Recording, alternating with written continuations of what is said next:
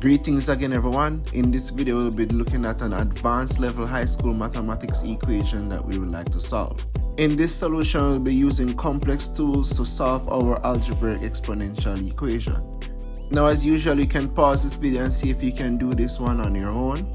Or if you're a math enthusiast like myself or an engineer, you can check out my other Math Olympiad playlist to see how to solve equations like these ones.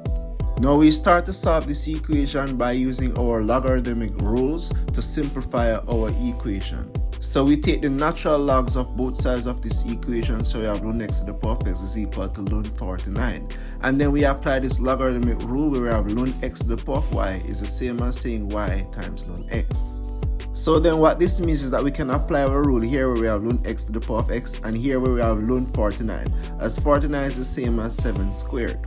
So we'll be simplifying our expressions using our rule. So we start by taking our x, so we have x times ln x is equal to, and since we have 7 squared we take our 2 and write that in front, so we'd have 2 times ln 7. Now to further solve this complex equation, we'll be using a special kind of function called the Lambert W function. And this special kind of function can be used in technical fields where we have an equation such that the variable is in the base and also in the index. Now how this function works is that if we have an expression such as a times e to the power of a, if we apply a w function to this expression, the result is a. So what this means is that we can rewrite our algebraic equation in such that it reflects this expression. So we're starting by writing x in terms of e, and we write x in terms of e by saying that x is equal to e to the power of ln x. And this is how you write any number in the form of e.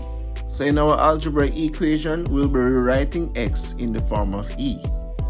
So then we say that e to the power of ln x times ln x is equal to 2 times ln 7, or 2 ln 7.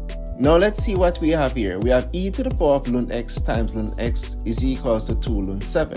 Our aim is to write our equation in such that we have an expression such as a times e to the power of a. Now let's see if we have achieved that.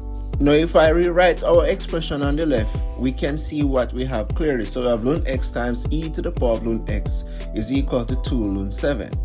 And now it should be clear to us that what we're looking at is that in the base we have ln x, and also in the power we also have ln x, and in between we have e. So we have a times e to the power of a. What this means is that we can go ahead and apply a w function to both sides of this equation. And as we are applying the w function to the expression a times e to the power of a, the result is just a. So in this case we have ln x is equal to w of 2 ln 7. If you like this video so far, you can give me a thumbs up by smashing that like button. You may also share this video and subscribe to my channel to stay connected. As we continue to solve our variable x in this algebraic exponential equation, we can take the inverse function of our natural log function. So this means we can have x being equal to e to the power of w of 2 ln 7. Or we could rewrite this as x is equal to 2 ln 7 over w of 2 ln 7. And so from here we can plug this into our scientific tool. In this case we'll be using Wolfram Alpha, and we can see our decimal approximation rounding off to 6 decimal places is 3.278032. So then our solution for x here is that we have x to 6 decimal places equals 3.78032, and we can actually plug this into our original equation where we have x to the power of x is equal to 49 and see if our solution is indeed 49. So let's go ahead and try just that. So we'll be verifying our solution for x. And remember, if you like this video so far, don't forget to give me a thumbs up and let us stay connected by subscribing to my channel. Okay, so we said that we have x to the power of x, and that's equal to 49. And here now we have our solution for x is that x is equal to approximately 3.278032. So what this means is that we'll be raising this value to itself and see if the output is indeed 49. So from here we'll be plugging this into our calculator. So we said that x is approximately 3.278032 to 6 decimal places, and we raise this number to itself. Let's see what the output is. And there we have it.